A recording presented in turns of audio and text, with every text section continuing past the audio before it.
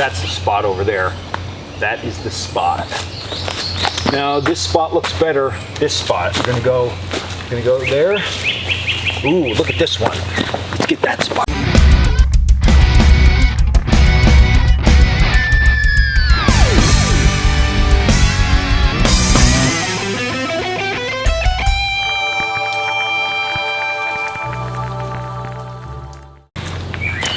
What's up guys, Dan here, Coalcracker. So you're going to be setting up your bushcraft camp, okay, and you might look like that guy, but don't look like that guy moving forward. After this video, you won't look like that guy, because we're going to talk about what you should be looking for when you are getting a camp set up, specifically a permanent style bushcraft camp. So let's get right into it.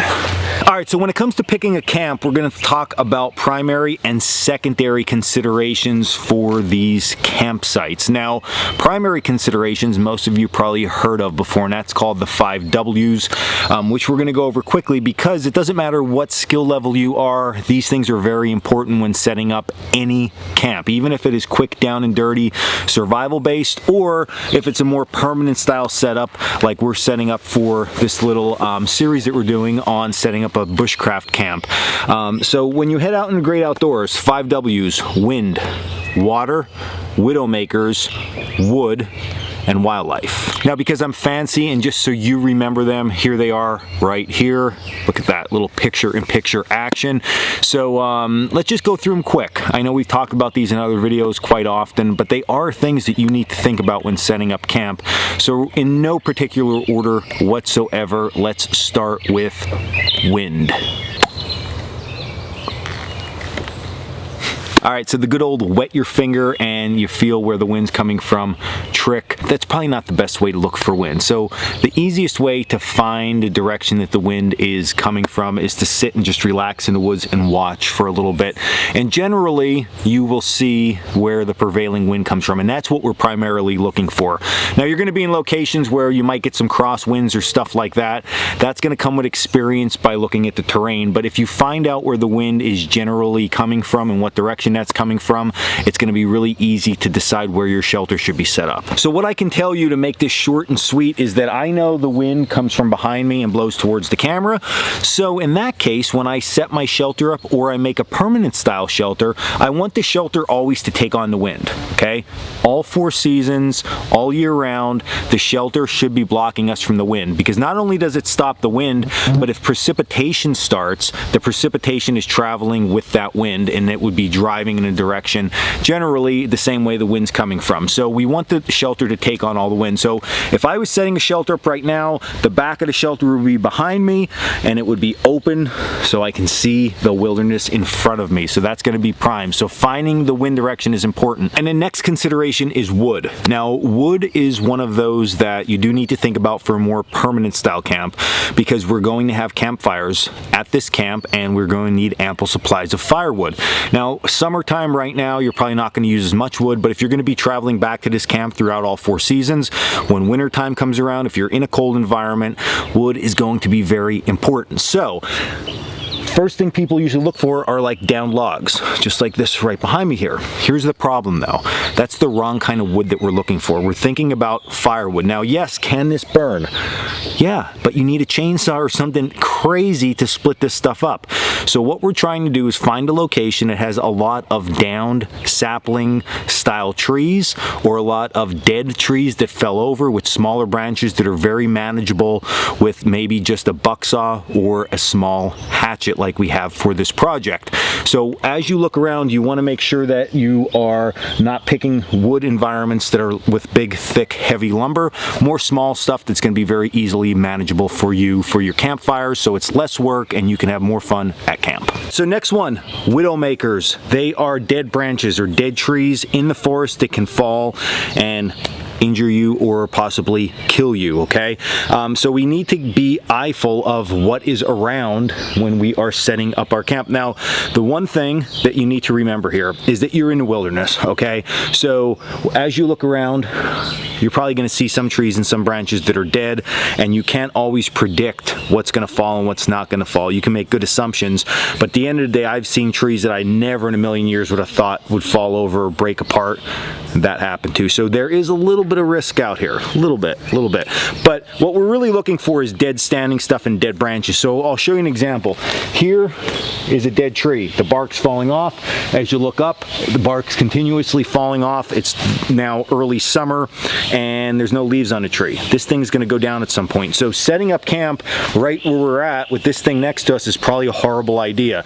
Even if we think it's a great campsite, setting up might not be the best idea. Now, if you're in a location though, that maybe it's somebody's land or property, they said, hey, yeah, you can camp, it has to be up in there, then you'd want to take this kind of stuff down. Now, on the flip side, just turning the camera ever so slightly over here, what you're also going to notice, okay, is something like this. Right here is a tree that used to be a Y, and now it's broken off, and it is hung up onto the dead tree. So now we're like double trouble while we're out here. So this is a prime example of something you wouldn't want to camp under, and it seems a little self-explanatory, but the reality is that a lot of people here on the school property tried to camp at this site with this tree here, so we have to chase them out of there really quickly because we don't want them getting injured. So you got to keep that stuff in consideration when setting up your camp, and if it is, like I said, a location that is sort of where you have to be, get all that stuff removed and then be on your merry way. All right, next one is water. Now this comes in two distinct ways of thinking about it. Number one is a water source. So you can see behind me right here is a pond. So that water is going to be great for us to boil and drink, for washing ourselves and washing our clothes, and maybe any projects that we need any water for. So being readily accessible is going to be really nice around camp. But not only do we want to think about a place we can get water, but we also want to think about a place that water might be coming from and how that can be dangerous for us.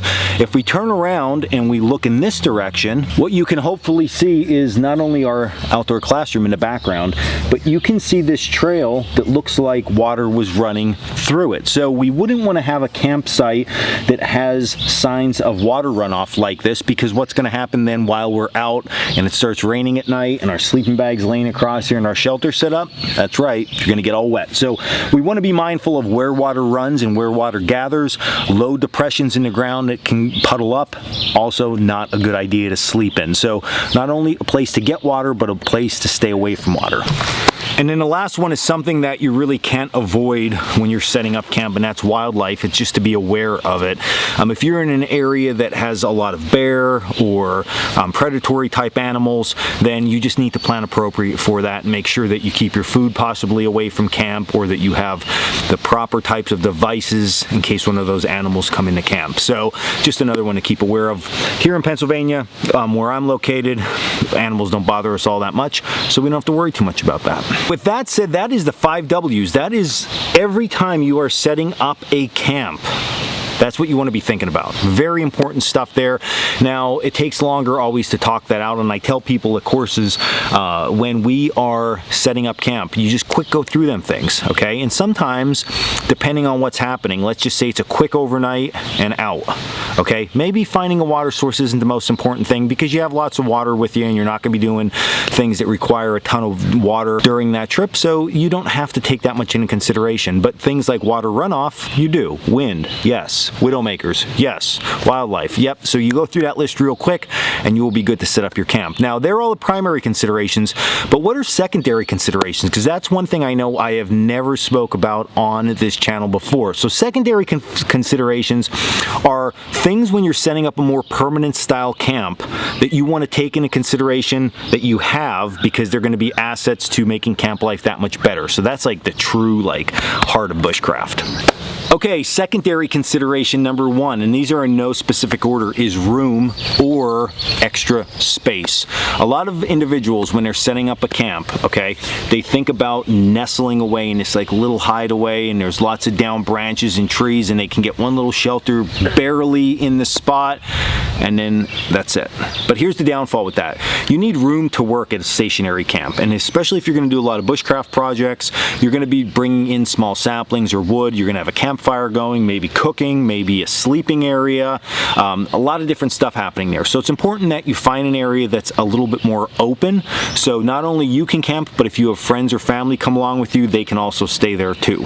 Plus, having extra room always works nice, especially as you progress and to add more things such as chairs or benches that you build off the landscape and advanced shelter systems, you have the room right there to do it in a comfortable space that you're familiar with. Next one, remote and out of the way. So I know what you might be thinking. You're like, Dan, you just said you need all this room. Now you're telling us to go be remote. Well, you can find that if you look hard enough. So when I say remote and out of the way, what I mean is you really want to try to keep yourself a distance away from trails and paths and things like that, that you have your own little spot that's not going to be disturbed that much by other humans.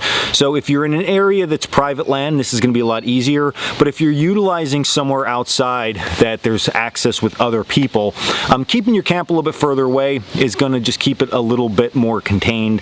There's less of a chance of individuals coming in and ruining any of your stuff or causing any kind of problems at your camp. So just staying out and about by yourself is going to be the best bet there. So try not to camp right along the side of a trail or to be drastically noticeable while you are in camp. Being by yourself in a quiet place is going to be the best. All right, so the next one is resources. You want to be in an area that has a lot of bushcrafting style resources. Now, this can be a difficult one if you only have access to specific properties, but if you have larger access to more areas, then you definitely want to look for this one. So I'll give you an example of this. Right where we're at, okay, we have some hemlock. Okay, so that means we're going to have nice small inner branches for different stuff, and then as you look through, we have lots of different small saplings going anywhere from pinky sized all the way up to some larger stuff wrist size. That's going to give us a ton of material to work with for our projects that are going to be upcoming. So that is really great, and if I look in any direction, I have very similar things that I'm going to be dealing with. So that's going to be perfect. Now, if I was in an area that was all pine, will that get the job done? It can, but pine, as you know, if you ever worked with it, the branches usually aren't too straight. They're twisted. You get some sap and stuff dealing with them, so it's a little bit more of a hassle. Doable, but not the best. So maybe you can find a situation that's a little bit more robust like this with resources. Now, there are areas, and I can tell you from personal experience, one of my very first stationary bushcraft camps was full of hickory and oak trees. There was nothing around small to be able to make tripods and cook systems and things like that. So we really had to travel a good distance down the mountain in order to get some of that stuff. So looking back now, was that the best location? Definitely not. So if you can stay clear of that kind of stuff and get in areas that you have these nice small saplings and pines and things like that, you're going to be winning. All right, and then the last thing that I always look for is an anvil. Now, I'm not talking about a big blacksmithing anvil because you're not going to find one of those in the woods, but wooden anvils are very important for what we do because we do a lot of work with our axe and cutting, so you're going to need a work area until you can make something more proper. So you can see here we have a cut log, but here's the thing, most of the time if you go in a more remote area, cut logs just aren't available. Okay, now if you're in an area with this, great, put one of them in there, settled. You don't have to look around for this. So if there's no cut logs, what are we going to do? Well, there's two really good options, but it's something you need to be mindful of when you're setting your camp. Option number one is this, a nice big old down tree that's really stable to the ground.